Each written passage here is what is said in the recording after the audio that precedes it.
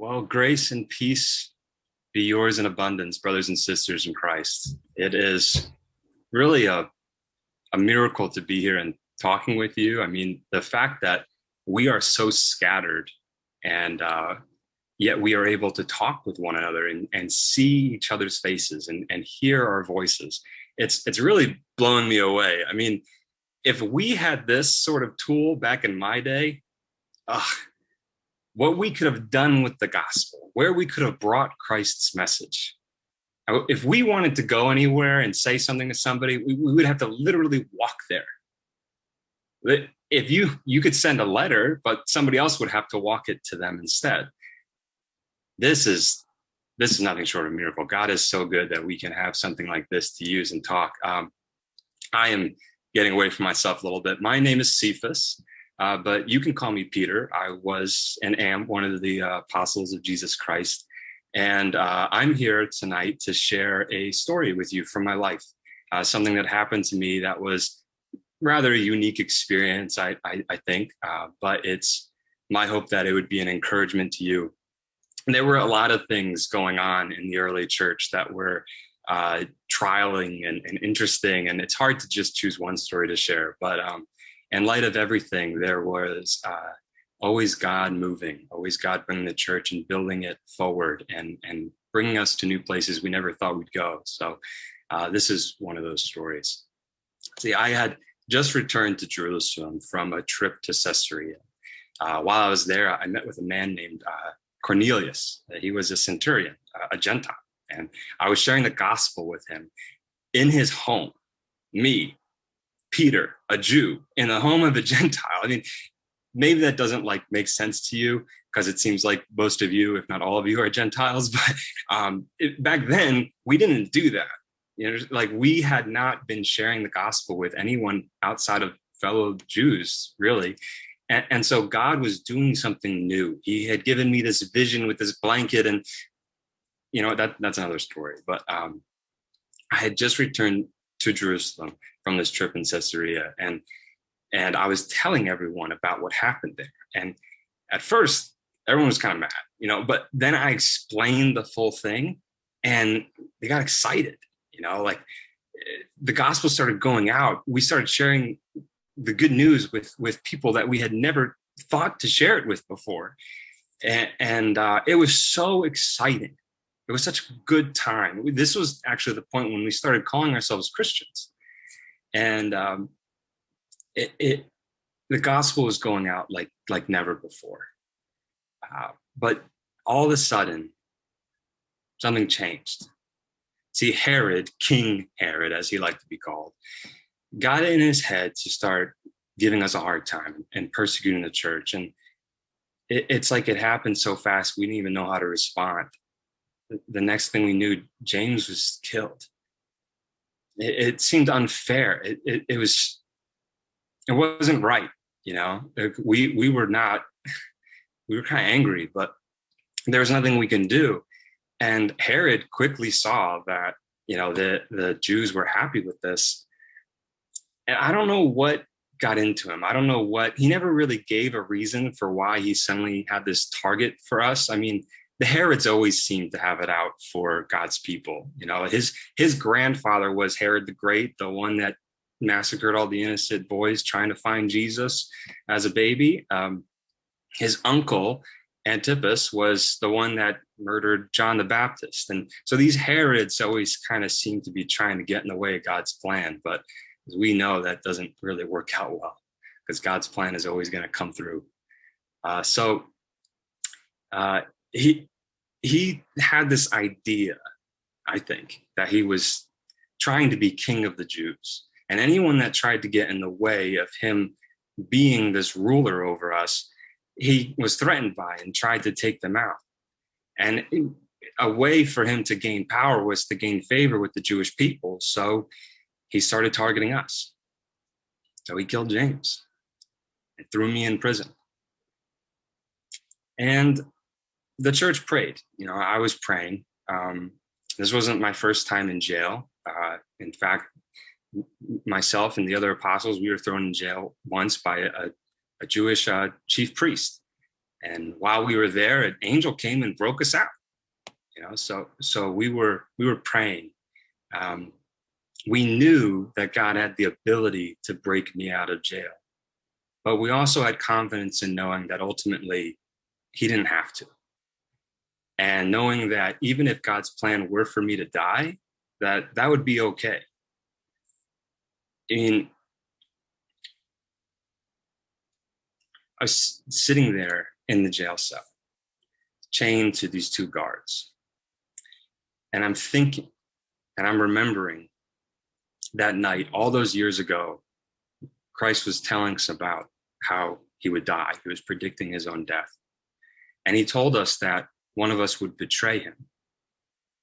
And I said this to him, I'll never forget this because I'm so ashamed that this came out of my mouth. But I said to him, I said, even if I have to die with you, I will not deny you.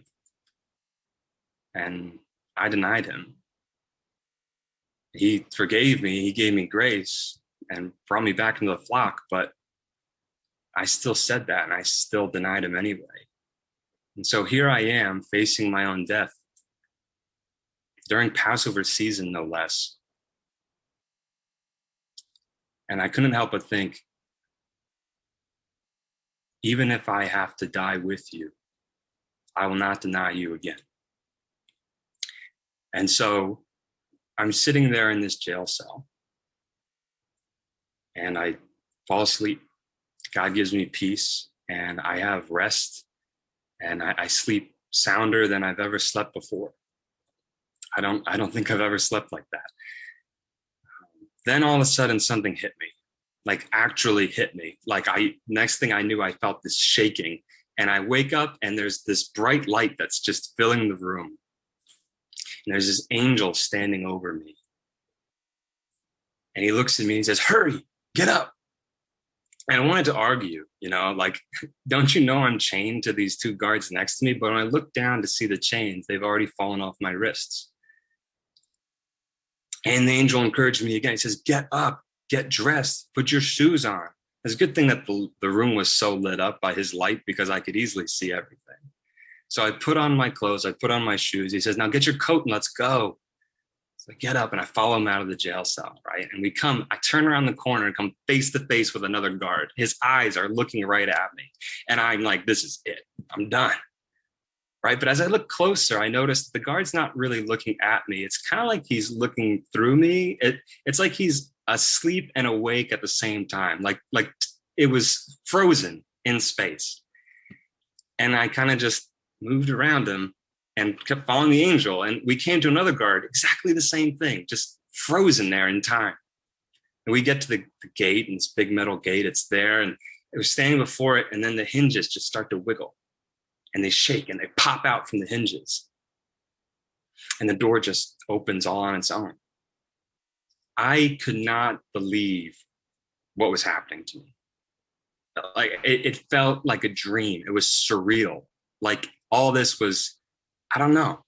And this must sound crazy to you, right? Like I just told you this had already happened to me before. I'd been in jail. An angel had broke me out. It's happening again, and yet it didn't feel real. I don't know how to explain it. I mean, I guess I was ready to die for my Lord. I didn't want to die. Like I wanted to keep going and keep sharing the gospel, but I knew that if I had to die, it was all part of God's plan. So it was more of like a shock, I guess. So I'm in the middle of the street now and I look around for the angel. He's already gone. And that was the moment that it clicked. When the angel was gone and it was just me standing in the middle of the street, completely free from the chains, out of the prison, I realized this is real. God has actually set me free. I wanted to shout. I wanted to proclaim God's goodness, but I also didn't want to call any attention to myself in the middle of the night. So I knew that the prayer vigil was still going on at Mary's house, the mother of John Mark. And so I left quickly to get there, kind of like dodging between the shadows along the side of the street and making my way to her house. I get to the door and I knock on the door, and this young slave girl comes. Her name's Rhoda. And she's so sweet, so smart too. She answers the door, but she doesn't open it because they were having a prayer vigil for me inside. They didn't expect anybody to come, especially not me. And so she leaves the door closed and she says, "Who's there?" And I whisper, I say, "Rhoda, it's me, it's Peter, let me in." Well, as soon as she hears my voice, she gets so excited. She goes, "Peter, Peter." And I hear her run away from the door to go tell the other believers. I couldn't believe it. There I am standing outside this house and she's running the other way. And I can hear her through the door telling them, she goes, "Peter's outside. Peter's here." And they said, "No, he's not. You're crazy." She says, "No, he's really outside the door. I heard his voice." And they said again, they're like, maybe it was his angel or something. They probably still thought she was crazy, but she insisted. She insisted because she heard me. She had faith and she knew that it was real. So the next thing I know, I hear the footsteps coming closer to the door again. And the door creeps open and two eyes peer out at me. And in an instant, the door flings. And the whole body of believers are there welcoming in. They're running on the street. They're proclaiming, they're shouting, "Peter, Peter, it's really you." I say, "Shh, shh, let's just go inside, okay? Like, I'll tell you all about it. Just let me inside." So I go in and I tell them everything that happened. I tell them, I say, "Tell the brothers what happened. Let everyone know." And I have to go into hiding now because Herod is probably going to come looking for me. And so I go into hiding. And the next day, Herod finds out what happened. And he goes and he questions the guards, and none of them can explain it to him. And Herod is not excited about this. He's very angry. And so he has all the guards executed. And that may sound like a good ending to the story, but it kind of leaves a bunch of questions. Like, why did James die and I get set free? Why does Herod get to continue on doing all these terrible things? Why does God let all these rulers continue to rise to power and they keep trying to get in the way of his plan? Well, that wasn't the end. See, Herod, he goes off to Caesarea on this holiday. I think he's probably just trying to get away from everything and get some time off.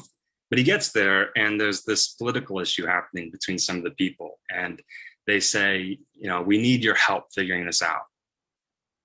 So Herod plans this big speech that he's going to give. And apparently he got up early that day and dressed himself in this silver robe, something so shiny that when the light hit him, you could barely look at him. So when he gets up and he gives this speech, all the people, they start exclaiming to him, "The voice of God, the voice of God." And Herod accepts it. He accepts the praise. And that was the last straw for God, because he sends an angel to strike him with sickness, and worms eat him, and he dies.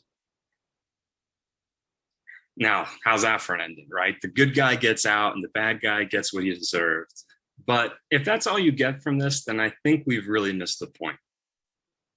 You see, this story isn't good because we get the ending that we were hoping for. The story is good because it's true, and we have confidence in knowing that God's plan was fulfilled. See, our faith in him can't be conditional on our endings. We can't just put that condition on God and having confidence in him only if he does what we want him to do. Our prayers are answered not in always the way that we want them to be. That doesn't change the fact that we can still be confident in God. You must know that he is in control over all things, no matter who claims to be on the throne. And so when we face certain trials, whether God breaks you free or the suffering continues, you can know that God is at work. Thank you, guys.